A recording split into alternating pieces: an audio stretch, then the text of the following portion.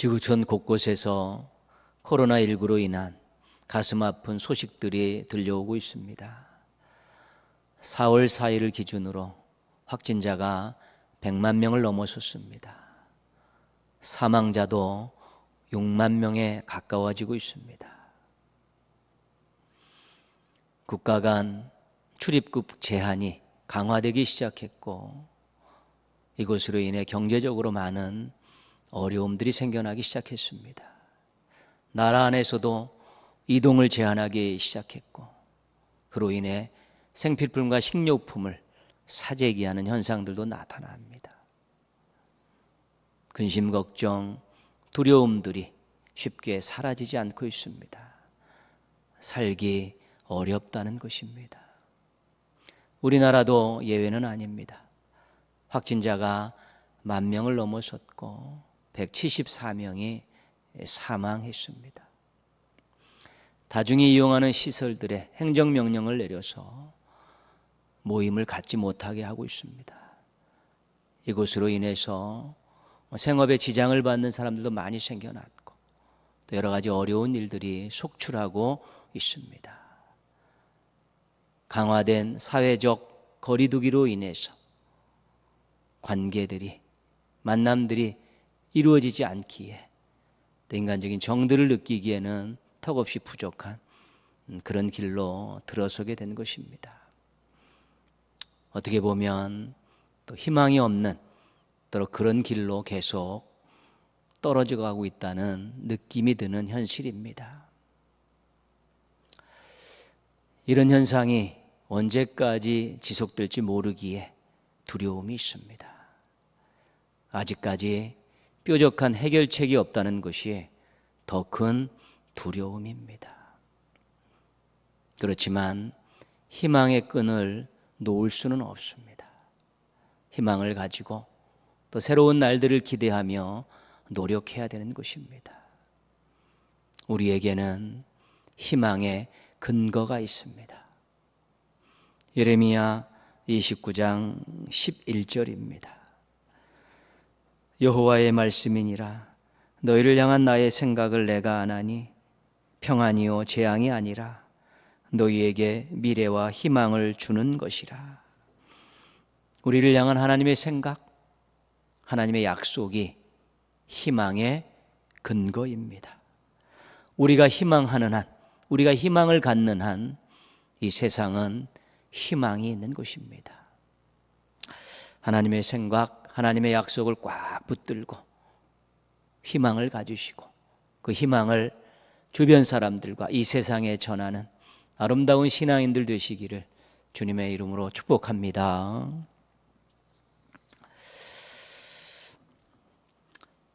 집을 나와서 다른 목적지로 가게 될 때 우리가 이용하는 공간이 길입니다. 길, 도로입니다. 집을 나와서 골목길을 걸어서 마을길로 나올 수 있습니다. 또 조금 더 가면 자동차가 지날 수 있는 큰 도로인 신장로가 나타납니다. 우리가 자동차를 타고 길을 달리면 2차선, 4차선, 8차선 도로를 이용하게 됩니다. 또 먼 곳을 가게 될 때는 국도와 자동차 전용 도로, 또 고속도로를 달리게 됩니다. 마을마다 산책로가 있습니다.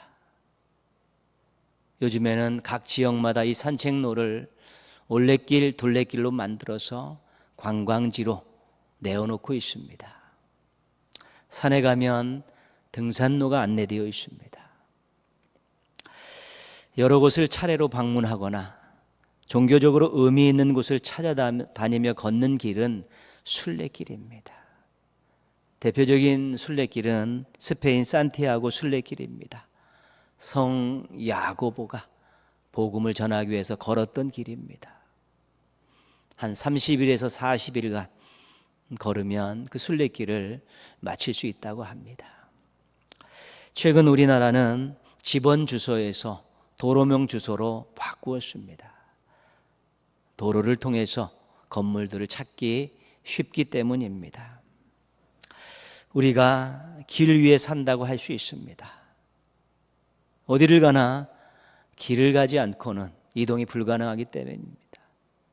그래서 길을 걷고 있는 사람들, 그것이 바로 우리들입니다.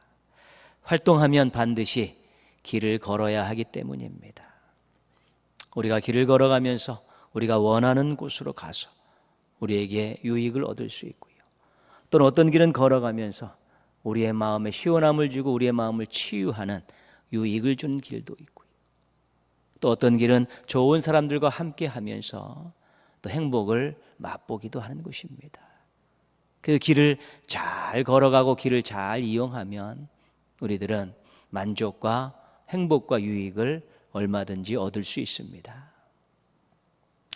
이 교통수단, 이동수단으로서의 길이 상징적으로 사용되기도 합니다. 대표적인 것이 인생길입니다.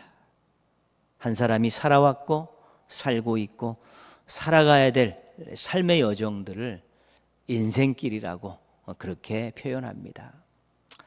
성경에서 상징적으로 길을 사용한 예는 굉장히 많습니다. 시편 1편 6절입니다. 무릇 의인들의 길은 여호와께서 인정하시나 악인들의 길은 망하리로다. 하나님의 말씀대로 산 인생과 자기 뜻대로 산 인생의 결과가 얼마나 다른가를 비교하면서 설명해 주고 있습니다. 남한국 왕들의 이 평가하는 기준이 있습니다. 다윗의 길로 걸어갔느냐, 여로보암의 길로 걸어갔느냐, 자신을 왕으로 세우신 그 하나님을 왕으로 모시고 통치했느냐, 아니면 자신이 왕이 되어서 통치했느냐, 이것이 왕들을 평가하는 기준입니다. 마태복음 7장에는 넓은 문으로 가는 넓은 길, 좁은 문으로 안내하는 좁은 길을 소개하고 있습니다. 편안함과 이익을 따라가는 그런 길을 걷는 인생이냐, 진리를 따라가고 또 사랑하며 또 희생하며 살아가고 섬기며 살아가는 길이냐, 하나님께서 어떤 길을 걷기를 원하시고 어떤 삶을 살기를 원하시느냐를 이 좁은 길 넓은 길을 통해서 우리에게 선택을 요구하고 있는 것입니다. 오늘 말씀에도 상징적인 길이 소개되어 있습니다. 인생길 걷는 사람들이 꼭 걸어야만 하는 길입니다. 19절입니다. 그러므로 형제들아 우리가 예수의 피를 힘입어 성소에 들어갈 담력을 얻었나니, 이 길은 성소로 들어가는 길입니다. 이 성소는 하나님이 임재하시는 지성소를 말합니다. 20장입니다. 그 길은 우리를 위하여 휘장 가운데로 열어놓으신 새로운 살 길이요 휘장은 곧 그의 육체니라. 이 길은 휘장 가운데로 열어놓으신 길입니다. 성막에는 성소와 지성소로 나누어져 있는데, 지성소는 언약궤가 있고 하나님이 임재하시는 시온자가 있는 거룩한 곳이고, 이 성소는 분향단이 있고 금촛대가 있고 진설병이 있는 곳인데, 이 성소와 지성소 사이에 휘장이 있습니다. 아무나 들어갈 수 없습니다. 구약에서는 대제사장이 1년에 한 번 그 휘장을 통해서 들어가서 온 백성들의 죄를 속죄하는 그러한 사역을 감당했습니다. 그런데 이제는 그 지성소로 들어가는 길이 생겨났다는 것입니다. 그 휘장을 열고 그 지성소로 들어갈 수 있는 길이 생겨났다는 것입니다. 그런데 이 길이 새로운 살 길이라는 것입니다. 그 누구도 만들어 본 적이 없는 새로운 길이고, 이 길은 사람들을 살리는 생명의 길이라는 것입니다. 성막을 비유하면서 하나님 앞에 나아가는 길이 이전에는 없었는데, 예전에 하나님 앞에 나아가는 길이 열렸고 그것을 가로막고 있는 휘장 사이로 그 길이 열렸고, 이 길이 사람을 살리는 새로운 생명길이라고, 살길이고 생명길이라고 그렇게 소개하고 있는 것입니다. 구약에서 개인이 지성소에 갈 수 없습니다. 길이 없기 때문입니다. 그런데 휘장이 찢어지고 그 사이로 길이 생겨났다는 것입니다. 그래서 이제는 누구든지 하나님께 나가 생명을 얻을 수 있게 되었다는 것입니다. 이 길을 만드신 분이 누구입니까? 또 어떻게 만드셨습니까? 19절입니다. 예수의 피를 힘입어. 20절입니다. 휘장은 곧 그의 육체라. 이 길을 만드신 분은 예수님이십니다. 근데 어떻게 만드셨습니까? 그 몸이 찢기면서 그 몸에서 모든 피를 흘리시면서 이 길을 만드셨다는 것입니다. 예수님의 육체가 찢겨지고 피를 쏟으시면서 이 생명길을 만드셨다는 것입니다. 이 생명길을 열어놓으셨다는 것입니다. 십자가를 말씀하는 것입니다. 예수님께서 십자가 고난과 죽음을 통해서 누구든지 하나님께 나아갈 수 있는 길을 만드셨고 이 길을, 생명길을 열어놓으셨다는 것입니다. 19절 말씀 한 번 더 읽겠습니다. 형제들아, 우리가 예수의 피를 힘입어 성소에 들어갈 담력을 얻었나니. 여기서 담력이라는 것은 자격, 권한, 이렇게 이해하면 좋습니다. 예수님의 십자가 고난과 죽음이 우리에게 생명길로 들어설 수 있는 자격을 주셨다는 것입니다. 이 세상의 그 어떤 것도 죄인이 하나님께 나아가는 길은 없는 것입니다. 그러나 예수님께서 죄인들이 하나님 앞에 나아갈 수 있는 길을, 그 육체를 찢으시면서 피를 흘리시면서 만들어 놓으셨다는 것입니다. 오직 예수님뿐이라는 것입니다. 그래서 요한복음 14장 6절은 이렇게 말씀합니다. 내가 곧 길이요 진리요 생명이니 나로 말미암지 않고는 아버지께로 올 자가 없느니라. 아멘. 예수님의 십자가 고난과 죽음은 절대적인 것입니다. 예수님의 십자가 희생은 우리에게 새 길을 열어주셨고 새 생명을 안겨주셨습니다. 예수님 아니고는, 예수님의 십자가 고난과 죽음 아니고는 그 누구도 이 열어놓으신 생명길을 걸어갈 수 없고 이 생명길로 갈 자격을 얻을 수 없는 것입니다. 예수님을 믿고 의지하는 자만이 이 새로운 길을 걸어갈 수 있게 되는 것이지. 우리가 지금 생명길을 걷고 있지 않습니까? 그런데 우리가 걷고 있는 이 생명길에는 예수님의 피가 이미 오래전에 뿌려져 있었던 것입니다. 우리 전래동화 가운데 두꺼봐 두꺼봐 헌집 죽게 새집 달라 있습니다. 여기에 대한 어떤 전설, 또 여기에 대한 뒷이야기가 있는데요. 이 두꺼비는 옴두꺼비입니다. 독을 가지고 있습니다. 이 산란기가 되면 예전 알들을 베기 시작하면 이 옴두꺼비가 독사를 찾아가서 싸움을 겁니다. 싸움을 거서 서로 독을 뿜으면서 싸우다가 이 옴두꺼비가 뱀에게 잡혀 먹습니다. 그럼 그 뱃속에 들어가서 자기의 남은 독을 쏟아 부어서 뱀을 죽이는 것이지요. 얼마 안 있어서 옴두꺼비 배에 있던 그 알들이 부활을 합니다. 그 새끼 두꺼비들이 독사의 몸과 그 어미 옴두꺼비의 몸을 먹고 성장하게 되는 것이지요. 헌집이라는 것은 새끼를 위해 자기 몸을 죽음으로 희생한 옴두꺼비의 육신을 말하는 것이고, 새집이라는 것은 새끼 옴두꺼비를 말하는 것입니다. 누구를 살리기 위해 자신을 죽이는 희생은 위대한 것입니다. 인간 세상에서도 그런 것입니다. 그러나 하나님의 아들이 죄인들을 살리기 위해서 고난과 죽음을 스스로 감당하셨다는 것은 정말 말로 표현할 수 없는 그런 일입니다. 그렇게 우리는 예수님의 십자가 고난과 죽음에 감격할 수 있어야 되는 것입니다. 하나님의 아들이 죄인인 나를 위해서 내 죄의 대가를 대신 짊어지셨다는 것에 대해서, 예수님이 죽고 내가 살았다는 것에 대해서, 예수님이 고난당하고 내가 평안을 누렸다는 것에 대해서 우리가 이 생명길을 걸을 때마다 이 감격을 되뇌릴 수 있고 찬송으로 고백드릴 수 있어야 되는 것입니다. 우리는 늘 그렇지만 특별히 이 고난의 절기에는 예수님의 십자가 고난과 죽음을 기억하고 묵상하면서 감격을 회복하고 사랑을 고백하는 그러한 시간들을 많이 가질 수 있어야 되는 것입니다. 죄인인 나를 위해서, 예수님께서 나를 살리기 위해서 십자가에서 죽으셨다는 이 귀한 사실, 감격이 솟아나도록, 주님에 대한 사랑의 고백이 넘쳐나도록 이런 고난의 절기를 또 잘 보내셔서 다시 한번 하나님 앞에 감격적인 모습으로 또 사랑스러운 모습으로 서는 성도들 되시기를 주님의 이름으로 부탁드리겠습니다. 예수님의 십자가 고난과 죽음 때문에 우리는 생명길을 걸어가는 사람들이 되었습니다. 예수님의 희생으로 열어놓으신 이 생명길을 걸어가면서 우리는 어떤 마음과 어떤 신앙과 어떤 삶의 모습으로 살아야 할까요? 오늘 말씀이 그것을 자세하게 가르쳐주고 있습니다. 22절 말씀입니다.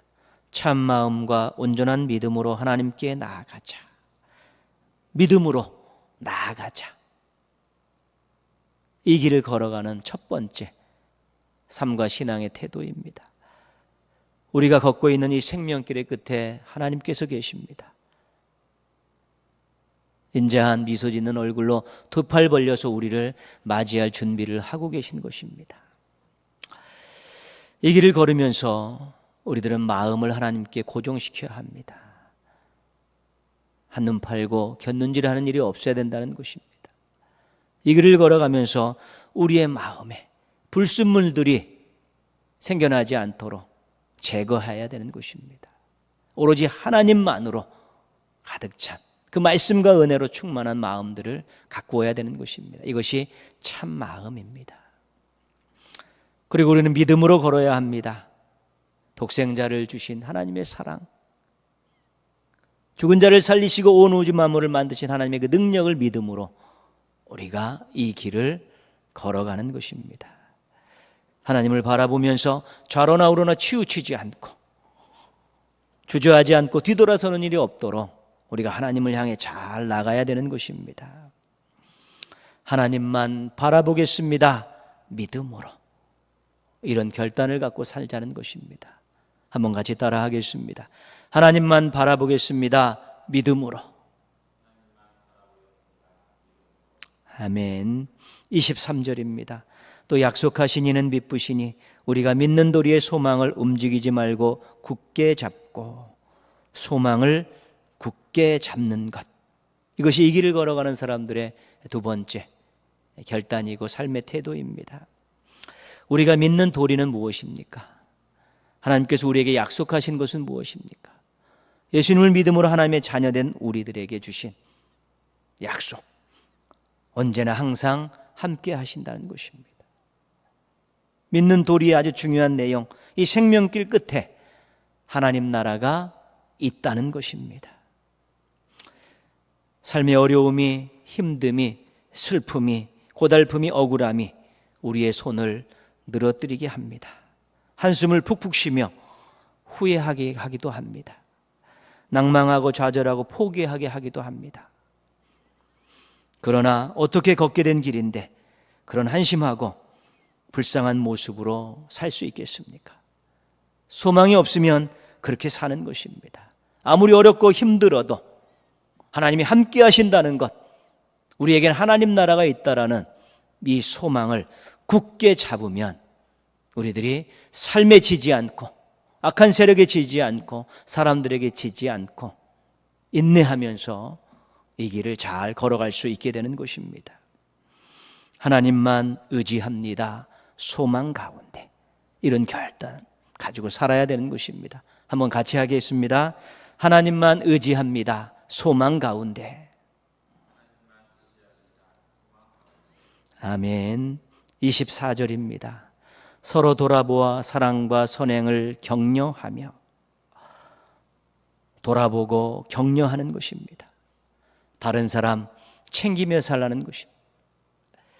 관심 갖고 살펴보라는 것이고 필요가 무엇인지 알아보라는 것입니다. 그래서 때로는 말로, 때로는 나눔으로 서로 돕고 살라는 것입니다. 말로도 격려하지만 행동으로도 격려해야 된다는 것입니다. 공동체를 살리는 힘이 바로 서로 사랑하는 것입니다. 우리가 이 길을 걸으면서 자기 혼자서만 이 길을 걸어가는 것이 아니라 우리 주변에 있는 사람들 돌아보고 관심을 갖고 챙겨주고 말로 또 선행으로 서로 격려하면서 서로 어깨동무하고 손잡고 가는 그런 아름다운 길동무들을 많이 만드는 것, 이것이 이 길을 걸어가면서 우리가 또 보여줘야 될 삶의 모습이라고 우리에게 말씀해 주고 계신 것입니다. 하나님 뜻대로 살겠습니다. 사랑하면서. 같이 한번 해보겠습니다. 하나님 뜻대로 살겠습니다. 사랑하면서. 아멘. 우리는 매일 많은 길들을 걷고 있습니다. 또 차를 타고 많은 길들을 달리고 있습니다. 그리고 우리는 매일 예수님의 십자가 고난과 죽음으로 우리들에게 열어주신 생명길을 걷고 있습니다. 늘 믿음으로 소망 가운데 사랑하면서 살고 있나 자신을 점검해야 되는 것입니다. 이 길을 걸어가면서 정말 내가 믿음으로 하나님께 나아가고 있는가, 소망 가운데 살고 있는가, 사랑하며 살고 있는가를 점검해야 된다는 것입니다. 그래야 이 길을 잘 달리는 경주자가 될 수 있기 때문입니다. 자기 기분대로 뜻대로 이기적으로 살고 있으면 깜짝 놀라셔야 됩니다. 나도 모르는 사이에 그렇게 될 수 있기 때문에 그렇습니다. 믿음으로 소망 가운데 사랑하며 살고 있으면 감사하셔야 됩니다. 하나님 앞에 신앙과 삶을 잘 가꾸고 있기 때문에 그렇습니다. 내일부터 고난주간입니다. 예수님의 십자가 고난과 죽음 기억하고 묵상하면서 감격들을 회복하셨으면 좋겠습니다. 믿음, 소망, 사랑으로 살고 있는가를 점검하셨으면 좋겠습니다. 이 두 가지만 잘 점검해도, 이 두 가지만 우리가 잘 살려도 우리 인생 살아가는데 행복이 있고 하나님의 놀라운 은혜들을 경험할 수 있기 때문입니다. 영상 예배를 드리는 3월 한 달을 보내면서 한 가지 걱정이 생겼습니다. 그것은 우리 믿음의 가족들 머릿속에 이 잘못된 의식들이 박힐 것 같아서입니다. 교회 가서는 안 된다. 이게 아닙니다. 함께 모여서 예배드리는 것을 자제한다. 이것입니다. 우리가 다중이 모여서 함께 예배드릴 때 감염의 우려가 있기 때문에 우리가 함께 모여서 예배드리지 않고 가정에서 영상 예배를 드리는 것이죠. 교회 가지 않아도 된다라는 그런 취지에서 행해지는 일들이 아니라는 것입니다. 자칫 잘못해서 성도들이 그런 생각하고 교회 가서는 안 된다, 우리 자녀들이 교회 가서는 안 된다라는 생각을 가지면 이제는 낭패입니다. 정말로 큰일 나는 것입니다. 교회가 코로나19 바이러스의 온상이 된 것처럼 교회들을 기피하고 있습니다. 모여서 예배드리는 것은 우리가 자제하지만 나름대로 개별적으로 나와서 또 교회를 돌아보고 또 교회 안에서 기도하고 이런 일들은 또 해야 될 봉사들은 해야 되는데 도대체 얼굴들을 볼 수가 없고 발소리를 들을 수 없는 것입니다.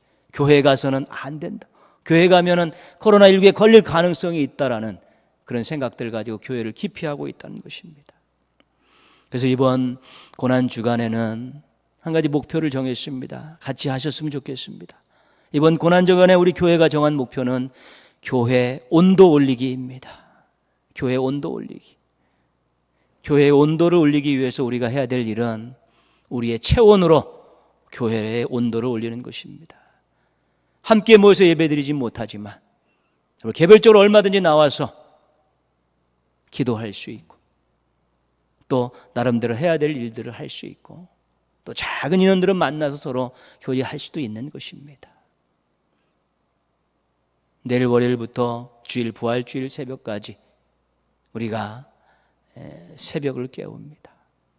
물론 손세정지하고 마스크 쓰고 거리 분명히 두면서 그렇게 합니다.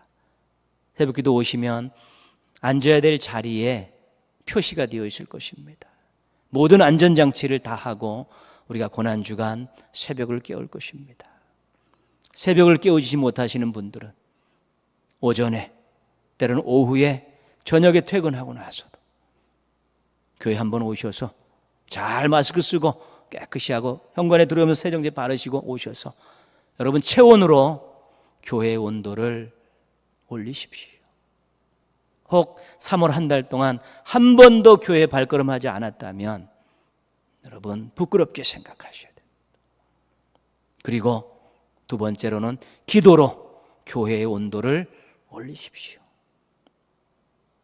여러분이 나와서 체온으로 교회의 온도를 올리고 부르짖어 기도함으로 교회의 온도를 올리는 것입니다. 함께 만나지는 못하지만 여러분이 짬을 내서 시간을 내서 저녁 10시까지는 교회 문 열려 있으니까요. 와서 하시고 새벽을 깨우실 분은 또 오셔서 또 자녀들 차에 대고 오셔서 마당에 오셔서 교회는 예배는 함께 못 드리지만 와야 되는 곳이고 이것이 너의 신앙의 훈련장이고 여기서 어려울 때 기도해야 되는 자리라고 이야기하고 꺼림직하면 차를 마당에 대놓고 거기서라도 기도하고 가시고요.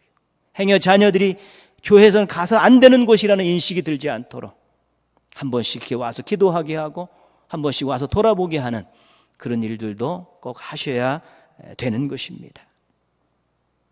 교회가 뜨거워야 하는 것이죠.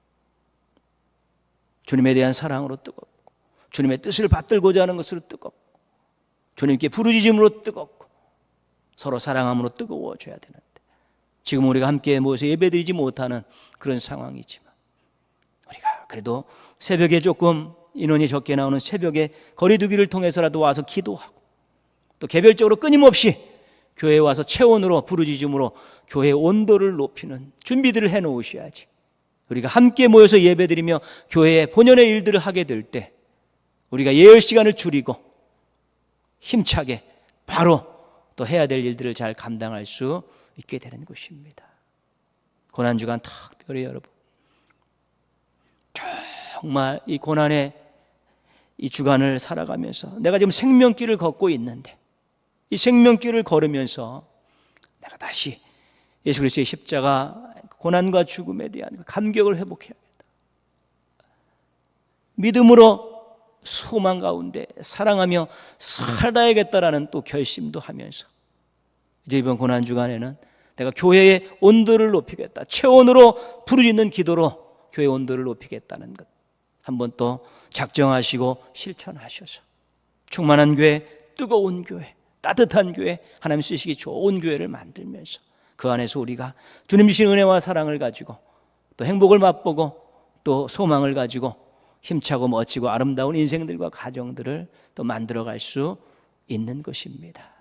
모쪼록 금년도 고난주간 여러분 교회 온도 올리기에 여러분 참여하시고 여러분들의 신앙의 감격과 또 믿음, 소망, 사랑의 아름다운 삶의 모습들을 회복하셔서 이전보다도 행복하시고 이전보다도 성숙한 믿음의 가족들 되시기를 주님의 이름으로 축원합니다.